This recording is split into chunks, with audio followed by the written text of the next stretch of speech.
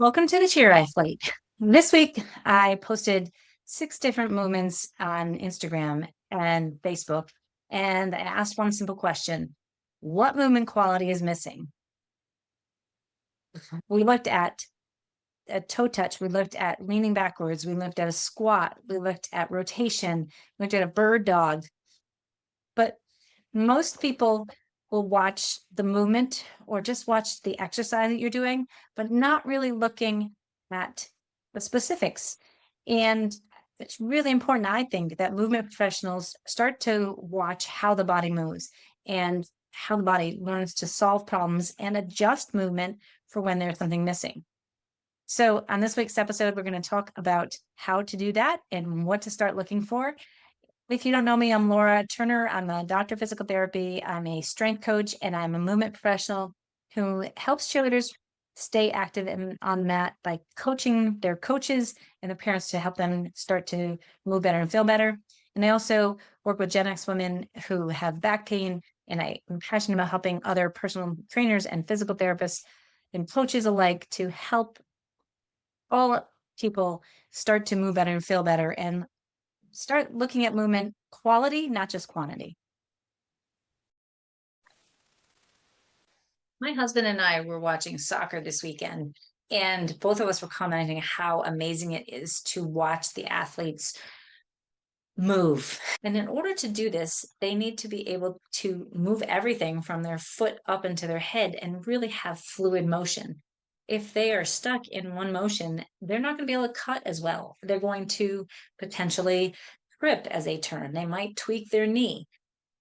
These are all things that are important as you're looking to see movement. Like as we screen movement statically, it will carry over into a sport.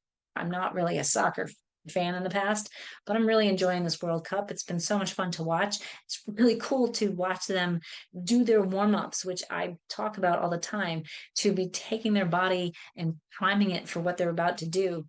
And I wonder how they're training. And I think it's really cool to see these athletes in motion. So that leads me right into the start of this episode. We want to not just look for perfect form. I do think it's important for perfect form, but you want to find out why is it not perfect? We want to look, is the movement getting where we want to go? How did the person accomplish it? What strategy did they choose? Where did the motion come from? And where was the motion avoided? We want to make sure that we recognize that movement isn't just a pass fail. Compensation isn't always bad. Sometimes people have to compensate to be able to move and accomplish the motion that we're asking them to do. Compensation is information, and it may tell us, okay, maybe if we strengthen the hip abductors, the knee isn't going to cave in, or the hip rotators in the knee isn't going to cave in. But we also need to look at how that happens up and down the chain. So things I might look at first with this, where does the movement start? Does it begin at the foot? Does it begin in the pelvis? Is it more the thoracic and or the shoulders? If we're looking at a squat, are the feet rolling in first? Or is the pelvis tucking under or sticking out too much? Does the thoracic spine round or is it staying up straight? And where's our shoulder position? Are we able to get full motion there? When we look at raising our arms overhead, we should see the arms move first and see little motion through the rib cage and the thorax. We should be able to raise our arms straight up. When we have limitations, we may not be able to do that. And so in order to reach, like for myself, I can't reach up into a high cabinet unless I actually lift my rib cage, and then I can get a lot more motion through my shoulders. So that motion is not actually strong in my shoulders, it's strong in my rib cage. And the motion that's missing is my shoulders. And this is huge. We want to look and see what actually should have moved but didn't move. In thoracic rotation, the same thing. So if somebody's twisting, are they twisting? Their whole body needs to move. As they twist to the left, their foot rolls in, their hip rolls out, and their pelvis rotates counterclockwise, or not as much as the thorax does, the thoracic spine does. And if we're seeing more of a too much caving in, then maybe that motion's coming from down below and not enough in the thorax. We also want to look at when we're doing a trunk extension, are the hips extending? Do they move forward? Or is everything hinging at that lower back? That's really crucial. And I see a lot of cheerleaders, they're doing on handsprings or back bends or scales, that they just hinge at their lower back and right at that L4-5 region when there's not a lot of support. And that's a very common area for disc to herniate or to get a spondylolisthesis. So we want to make sure that the hips are moving forward. We can look at somebody leaning backwards, but if we're not seeing their hips move forward and their upper back leaning back at the same time, they're just hinging, the quality of their movement is affected. In dorsiflexion, when you dorsiflex your foot, the knee, if your knees may flex some, your feet may roll in. So you can dorsiflex your foot without your knee bending or knee being bent. You just get a different angle at the way the muscles move and the way the joints move. But the ankle has to dorsiflex as we take a step. And at that point, it has to actually roll in a little bit. So do we cease from pronation when that foot dorsiflexes? Or is it staying stuck in pronation? Or is it too much into a pronation? And all of these could be variables that you might look at when you're assessing, that it's not just the limitation in the spot of their pain or their compensation. We want to see what's happening up and down below the chain. In this, looking to see where is the body borrowing motion?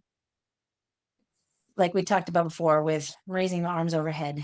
If I want to get up overhead and I don't have that availability in my shoulders, I might either lift my rib cage or I might extend my back to try and get even higher. If we're looking at hip rotation, it's very common to see somebody squat and their knee caves in. And we all physical therapists get up in arms because the knees are caving in. Somebody's loading into a flyer's loading into a stunt and their knees are buckling in. It's something that we don't want to see. We cue them to push out and to get more hip rotation.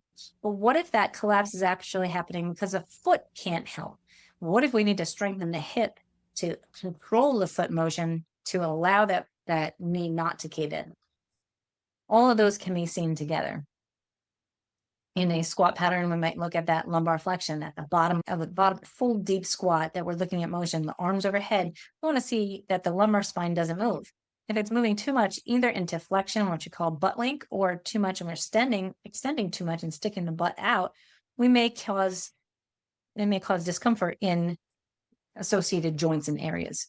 So looking above and below the joint, remembering we're not just looking at one area, but we're looking at the whole fluid motion and seeing what's happening up and down the chain.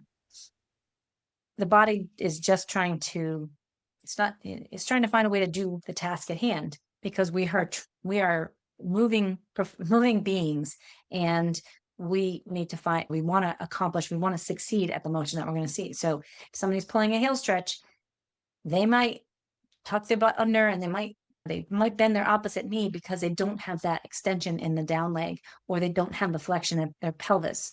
And the body's going to find a way to compensate to make that happen. We also want to look at, is the movement smooth? What does the timing of it look like? Are they doing it in the right sequence? Is there control? Is it look like a smooth rhythm? Not just looking at range of motion. So when I look at a bird dog, which is one of the videos in the post, I'm going to look and see, can they evenly move their arm and leg at the same time while bringing their elbow and knee back together and back out? Do they topple over? Does their pelvis stay level? Can they do it at the same time, or do they have to shift first and get into their hands and then shift and move their legs? And do they actually have the control to do that, or are they dumping into their lower back? Then we want to see, can they own that position? Do they have the mobility and the motor control and the strength to be able to really own that position? In a bird dog, they need to be able to have extension as they're reaching out, and then including the flexion, that they need to be able to flex their spine as they come in. And that's mobility. So if they don't have that mobility in their hip and their pelvis, they may not be able to touch there, but two, they might compensate and try and go even farther, and that's when they might wobble. And then they need that motor control to be able to control that, so that they're not tipping side to side and they're stabilizing through their hips. As we control that and we get those quick changes, like mobility changes and the motor control changes, then we can start to build strength and really build on that. So we know that somebody can get into a position, but can they actually control it? Can they repeat it? And are they owning their breath with it, or are they holding their breath? I saw someone today who was like, I can do this, and was moving into a happy baby pose. And yeah, no problem. She's holding her breath because she couldn't actually get her legs into that position. My goal with the exercise is control the breath, control how you're moving up. We'll get the motion there eventually. But right now, we're just working that control of the hips. So if they can't breathe and they can't own it and they don't have that control, then we might need to find a different activity. Now, these movements that I posted are actually what I use on assessment. Bird dog is also an exercise, but it's going to be something I'm going to look to see, do they have that stability to control and to do that motion correctly? And if not, then we need to regress back and find something different that is easier for them, to train them. Maybe we need to work on their hip stability. Maybe we need to work on their back extension in a prone position. Maybe we need to work it in half kneeling to then regress it and get that stability down back onto a quadruped bird dog position. It all varies, and it depends on where their starting point is.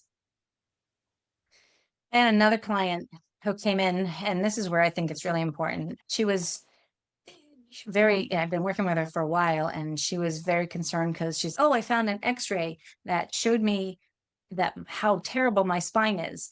And I thought that would be helpful for you.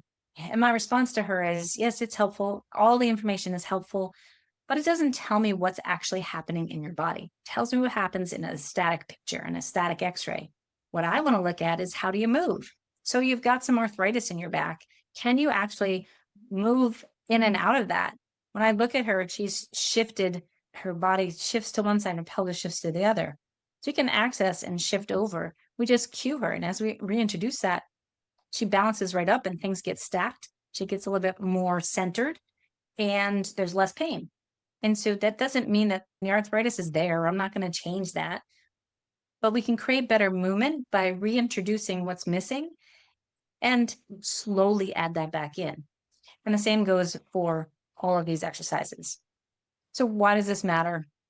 For personal trainers, learning to do a movement screen, learning to identify how a trunk extension works with a lumbar or a squat, and how a single leg stance works with a squat. All those go together. If they're missing one, if you just go and say, okay, they don't have the squat, and I'm going to work on forcing their squat, that may not improve that may not improve their squat. But maybe we work on improving their trunk extension, and that helps to let them stay upright more. Maybe we need to work on their ankle mobility and allow their feet to roll a little bit, create some better motion in their ankles so that they can get lower and deeper into the squat. So for personal trainers, it's super important to be able to choose the right exercises to do. For physical therapists, really looking at what is the real driver, what is making the compensation happen, and determining, is it okay? If it's not hurting and they're not falling all over the place, maybe it's okay. So really kind of diving in and seeing what do they need to do. And if there is something that's driving the dysfunction, and we can reintroduce that motion, give them the motion back, and then they can keep progressing. For coaches, recognizing that compensations will happen, and we want to correct them as we're able to, but the key is to reduce the compensation before you go to add load. So if a base really can't get down into a squat, maybe they shouldn't be holding somebody over their head.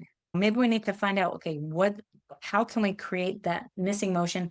How can we create better core stability or better pelvic mobility, ankle mobility, to be able to get into a squat and really set up to load, get them stronger there, and then add added load. So same with if they're at the gym. We want our athletes to be strengthening, and we want them to be doing all kinds of different exercises so that they can be stronger when they come back out to full-on practice and choreography. But if we're just forcing a motion and we're cranking on their squat and getting them to get down low and really get under a stunt, and their butt sticking out and their back is arching and they're twisting, they may end up with shoulder pain, neck pain, and hip pain that all go feeds together just because we didn't actually look at their ankle mobility. For parents and adults, I think the key thing for looking at movement screening and having a system in place to identify what's missing is really understanding that it's not just stretching alone that's going to help. There's joints that we have to get moving correctly. There's motor control and how the brain perceives that movement. And there is general mobility. So getting those joints to move, getting the body to be able to move, and then building strength on top of that. That's going to help increase the flexibility and the look of flexibility. Because you can have all the flexibility in the world. You can reach up, grab your foot, and pull it over your head. But if you don't have that control and you're not isolating and you're not stabilizing where you need to stabilize, then that flexibility is going to come back to bite you, and you're going to end up with a torn hamstring or worse, back pain or a fall. That's catastrophic. So really understanding that stretching alone isn't going to decrease the stiffness. We need to get the control there. When our body moves better, when our body feels safe, and because it has that control, we have much better mobility in the process. The big picture here, we want to really recognize that the body doesn't move as isolated muscles. There are joints and ligaments that need to do their job. The brain has a big role in how everything moves. Everything moves as a connected system. There's fascia in between, and all of it has to work at just the right time and just the right amount to be able to allow our body to move in space, whether it's walking or flying or holding somebody over your head. Bodies moves as a connected system. When I'm looking at shoulder mobility, I'm not just looking at the shoulder, but I'm looking to see, what does the foot do and how does it connect to the opposite foot? We'll look at what the pelvis does, the trunk does, the breathing, the timing, the strategy, everything we've just talked about. It all needs to work together to move as a coordinated being. That's going to help prevent an injury. Whether you're at the gym or you're in cheerleading and you're on a mat, if you have that control on that and you can own the movement, you're going to do much better. And if you're an adult woman who's dealing with back pain, when you start to move better and you start to slow it down and you don't just think, I want to see what exercises I can do to strengthen my hip, because I've heard this. Just give me the exercises to strengthen my hip because it needs to be stronger. When you can't control your pelvis and you can't breathe and own it, how are you going to get your hip to be stronger if everything else around your hip isn't moving right? So look at the big picture, find out what's missing, and then add it gradually back in. It might just be you have to add one thing in and that'll change a whole ripple effect from the foot to the head. So here's a challenge that I want you to do. Go back, look at my Instagram posts. It'll be in the top feed. Start to watch them. Look at that and see what those motions look like. And then what I want you to do is actually go and look at somebody squat or look at somebody lean backwards. You don't have to count the reps. You don't have to make them do 1,000 of them. Just observe people. See what might be missing. Don't have to critique them. Just start to answer some questions. Where does the motion begin? What motion is missing from what they're doing? Where is the body borrowing that motion from so that they can achieve it? Was the movement smooth or was it choppy and leaning all over the place? And can they control the position once they get there? So yes, you can go and you can look at any movement pattern that a cheerleader might do. You can look at somebody get up and down from a chair or in and out of a car. They really twisting and turning. The 6 movement patterns that I posted are pretty easy. And if you have somebody around your house, just ask them to go through it. Just observe and see what's missing in their motion. It'll really start to open your eyes. And the more you do that, the easier it'll be. And then you'll recognize, okay, when they're hinging at their hips as they go forward to touch their toes, they don't really get their hips back. And yeah, they can't get their hands to their feet. Their back isn't rounding. Maybe it's not coming from the hamstrings and needing to stretch your hamstrings more, but maybe it's coming because we have to create some better pelvic flexion to be able to get our hips to go backwards and be able to get down to the floor. The sky's the limit. You can find anything, but starting to just observe how it's looking is going to give you a lot more information than just, hey, go do these stretches. You'll definitely learn more by watching somebody move and then by trying to memorize a list of corrective exercises. So I'd love to hear from you. Go back, check out that reel. If you can't find somebody that will do some motion for you, look at the reel and leave a comment. What do you think is missing? What do you notice? Don't even worry about what's missing because maybe you need a starting point, right? Let's see what does the quality of movement look like? All those people, it's one person, it's me in the video. I definitely have some limitations in there. And so pause it, save it, go back and look it over and see, does it look symmetrical on both sides? Does it look like I'm avoiding a position? And then come back next week, listen to my next week's podcast because I'm going to break down exactly what I saw and how starting to put together some movement screening has changed the way I look at prescribing exercises. And if you can, if you feel confident, leave me a comment on Instagram and let me know what you're seeing. Let other people know. Let's have a conversation because maybe you're going to see something that somebody else missed. And if it's wrong, it's okay. That's how we learn. We'll find out and we won't know exactly if it's wrong because we won't have me with you, but we can have a conversation and say, yeah, maybe that's missing and I want to explore that more. If you don't feel confident, then go send me a direct message and let me know that you saw it. So next week, we're going to do a little bit more observation and we'll talk about what exactly we're looking for. So come back and join in. If you are looking for a way to track movement, I do have a free movement tracker that I can send you, and I'll link that in the show notes below. Then I can get you started and just give you a way to start to track motion and identify more of what's missing for you or for your clients. And if you're used to doing this and you're really interested, I hope you had a great week and get after this week. Don't forget when in doubt, breathe out. Take life one step at a time. You can do anything you put your mind to. As my friend Drew Kelleher said, you're responsible for your own vibes. So go get the day.